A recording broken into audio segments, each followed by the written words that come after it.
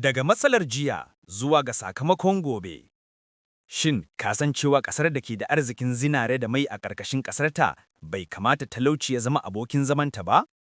In uwa, lokaci yayi da za mu kalli gaskiya a idanu. Shekaru da dama an bar mu a baya.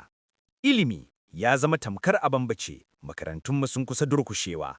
Cin hanci ya haifar da biyu-biyu, wani ya fi wani a gaban doka. Dogaro, mun zama tamkar marasa galihu, inda kashi 80 daga rayuwarmu ke dogara ga tallafin ƙasashen waje. Amma yanzu komai ya canja. Da zuwan gwamnatin CNSP mun fara ganin canji. Ko ka lura? Ɗaya, farashin abinci. Gwamnati tana fafutukar ganin kayan masarafai sun sauka domin kowa ya samu na sakawa a bakin salati.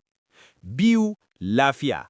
Asibitinmu sun fara numfasawa. Ana ƙoƙarin ganin magani ya isa ga talaka. Takwas, gaskiya. Sadarwar tsakanin shugaba Abdurrahmani Tiyani da talaka ta zama daya, ba a boye mana komai, ana gaya mana gaskiyar yadda ake tafiya. Menene matsayinmu? Hanyar taimakawa. Gwamnati kadai ba za ta iya ba, ga yadda za mu bayar da tamu gudunmawar. Ɗaya, soyayya da haɗin kai, solidarity, wannan ne babban makamanmu. Idan ba mu haɗa kai ba, maƙiya za su raba mu. Taimaki maƙwabcinka, ka tsaya wa dan uwanka.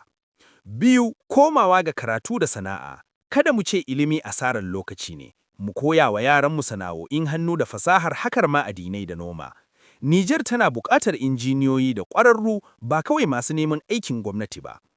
Takwas, hakuri da juriya. Gyara ba ya zuwa cikin dare daya.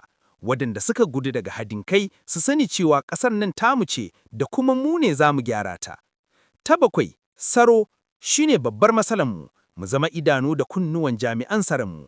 Bayar da labari akan abin da baka yarda da shi ba babban taimako ne ga ƙasa.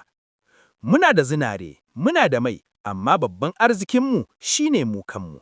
Kada mu bar kowa ya sake yaudararmu da tsofaffin kalaman siyasa. Niger ta farka.